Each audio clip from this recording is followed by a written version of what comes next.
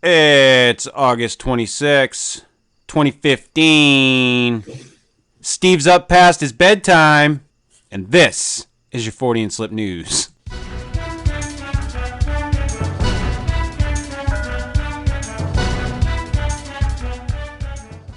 From chad.co.uk. Chad? A ghost Chad, yes. A ghost hunter is in court for damaging a haunted hall. Dumbass. He's a dumbass. High spirits left a tipsy Hucknall ghost hunter hearing voices from the other side. But sadly for Darren, I think it's pronounced Brent Nall, the voices came from the other side of the magistrate's bench when he was arrested for breaking into a derelict building. Brent Nall, 30, of Beauville Road, Hucknall, Listen, along with capture the ghosts, Steve. Well, yeah, along with three friends, decided to go and search for spooks at Annis. I don't think you're allowed to say that anymore, Steve. Spooks? Don't fucking keep saying it. Ghosts, Chris. Spooks as in ghosts. Oh. I don't know what the hell you're thinking. Oh. I don't talk that way. Okay. Usually. Spooks at Annesley Hall. I think it's Annesley Hall. When he was arrested by police. Bretnall admitted damaging the property as he attempted to break down a wooden window board to get inside after sitting with friends nearby and drinking alcohol, of course. Mansfield Magistrates Court heard today how the four males had gone to the site on August 7th after watching popular ghost hunting TV show Most Haunted, which featured the property. Bretnall told the court he had researched Annesley Hall on the internet beforehand, as it had a local reputation for being haunted. Prosecuting Marjorie, I'm guessing the prosecutor. I just figured since the most haunted people went there, I can go there. Must be real. Marjorie Kirkham-Smith said Mr. Bretnall had been to the property with his friends to go ghost hunting. They had wanted to sit down up there and have a drink, and Mr. Bretnall wanted to enter the lodge to see if there were any ghosts inside. Of course, why wouldn't you? That's all I want to do when I go ghost hunting is, I just wanted to go up there and have a drink. Well, you got to get liquored up. You see the ghosts better. That's right. You see the ghosts a little bit better when you're liquored up. Bretnall then went on to break the wooden board on the window frame to try to get into the property. But even after he successfully removed the piece of wood, the window was still blocked, so they would not have able to enter the hall anyhow. The cash value of the damage is unknown. The police were called after the four men were seen near the property and the damage was discovered. Bretnall was given a conditional discharge and was ordered to pay £165 to the court. I don't know how much that is, but I'm sure Sir Richard will tell us in U.S. money. The prosecution famous comes now, Sir Richard. Yeah, that dude is just going to fucking town. Did you see the blog today about us, Chris? Listen, I have not had a chance to check it out yet. Richard, let me just say this. However, Richard, listen, I usually check out his shit. Yeah, it's good stuff. Richard, I was flattered. That's all I'm going to say. But maybe take it down a notch. I haven't read it yet. But after his fucking rant on fucking Johnson, I think he won over everybody. I think so too. That was epic, and I played that for some people who don't even know who Matthew Johnson is, and they were rolling on the floor. Yeah. So it's good stuff.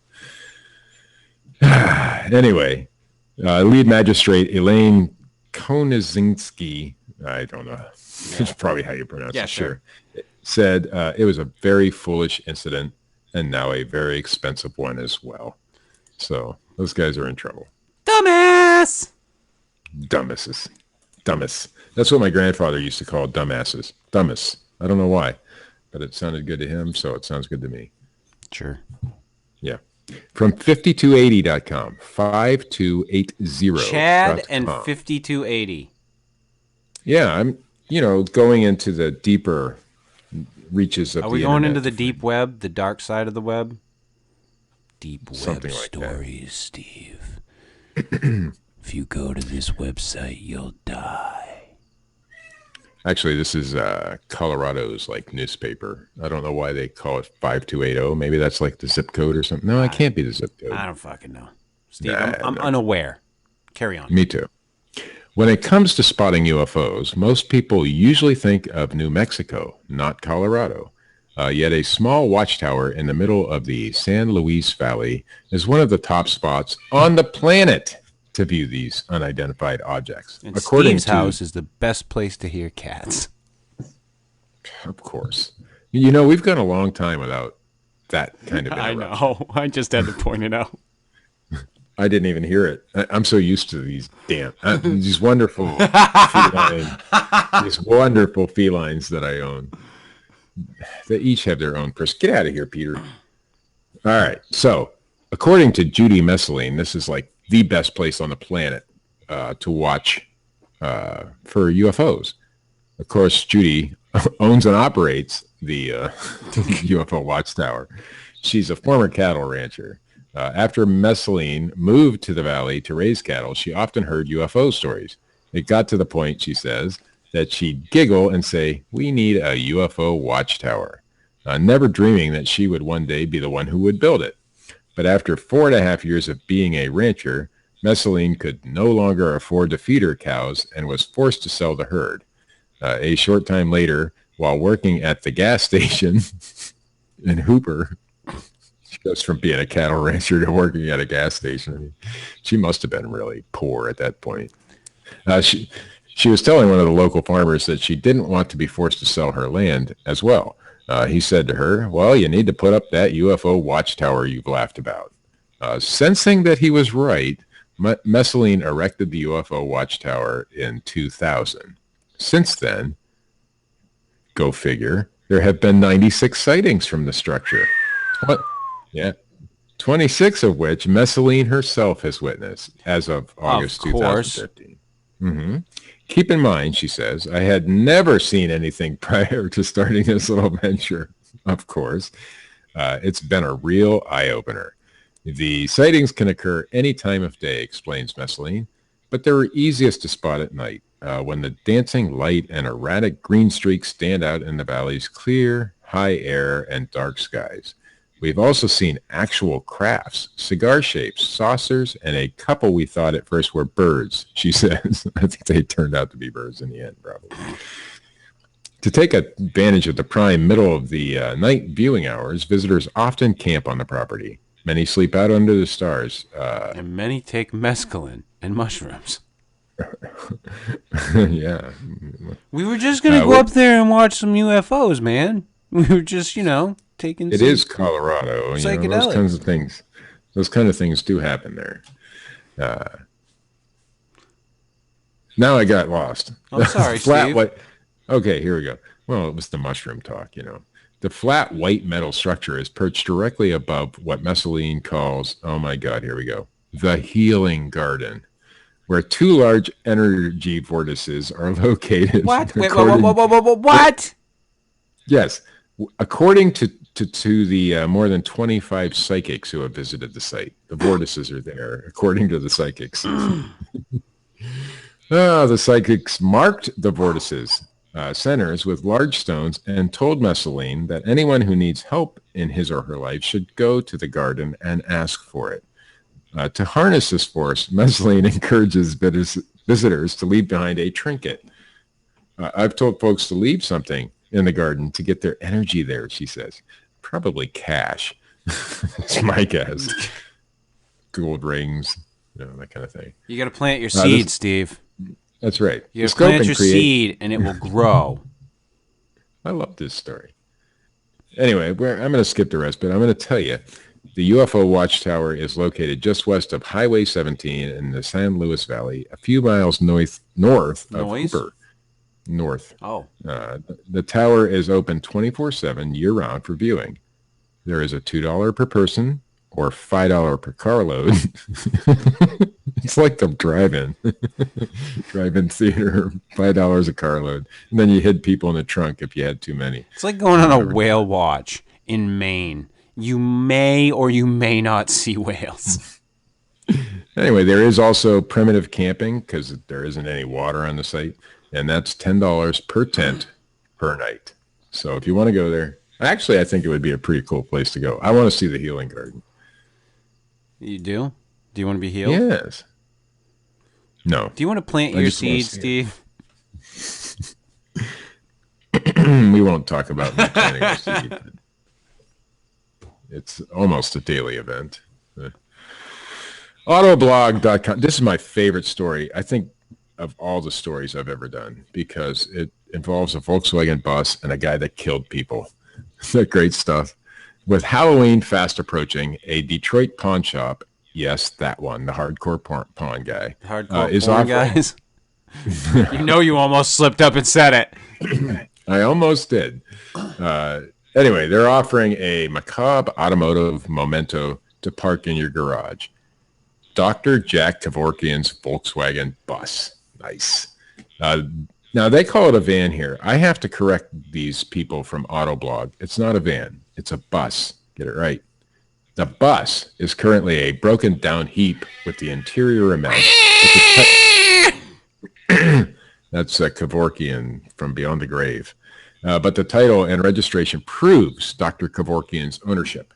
The pawnbroker is hoping to get $40,000 for the ghoulish ride, according to an interview with Fox 2 News. If you are unfamiliar with Dr. Kevorkian, he rose to prominence in the 90s where he helped with 130 assisted suicide. It earned him the nickname Dr. Death, and he was eventually convicted of second-degree murder in 1999, serving 8 years in prison. He died in 2011. Kevorkian's VW had quite a history. The bus was reportedly due to be destroyed in 1997, but somehow avoided the crusher. A retired VW parts dealer put the bus on eBay in 2010, but the vehicle was removed for violating the site's policy against selling murderabilia. I didn't even know there was a such thing. Got murderabilia. The VW eventually went to auction, but this report said that it hasn't moved in over 2 years. Now, I got to say, I think $40,000 is a little high for a late 70s, it looks like, VW bus, but it'd be pretty cool to own that son of a bitch. Steve, our own Bob wanted me to inform you because I had sent him a top, I can't remember how many it was now, worst cars to own, because the first one happened to be a Jeep Cherokee, and that made me chuckle. I agree with that, though. I do agree Jeep Cherokees are pieces However, he wanted me to tell you that Volkswagen made the list multiple times. It depends on what Volkswagen. I mean, if it was a Passat or a Jetta, fine. I don't care. If it was a bus or a Beetle, then I'm going to be a little pissed off. He doesn't like your Beetles, Steve. I don't care what Bob likes. I'm just telling you. Bob can go fuck himself. I'm trying to stir the flames of a fucking fight between Steve Alcorn and Bob. Has Bob ever owned a Volkswagen? You would have to ask him. I've seen his ride. It's not a Volkswagen? It's not a Volkswagen, Steve.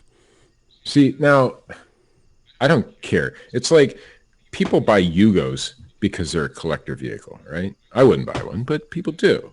And they go for good money on eBay. My floor's cracking, Steve. Can you hear it? I hear that. My cat's meowing, your floor's cracking. What the fuck is going on tonight? It's Ghost, Steve. We got it. Anyway, the Kevorkian bus, when the police seized, I was reading another story on it today. When the police seized it, there was actually a dead woman in there that he had just helped die. So that was pretty freaky. Nice. And right up our alley. So I think we should buy it, Chris, and like tour the country in it. Sure. I'm down. It needs fixed. It doesn't run or anything. Okay. All right. You fix it. Oh yeah. I don't do any of that shit. I'm like Oddball in Kelly's Heroes. I just drive them. I don't fix them, man. Anyhow, Chris, that is the late night news. Yes. And Is that Mick West? No, that's Peter. Oh.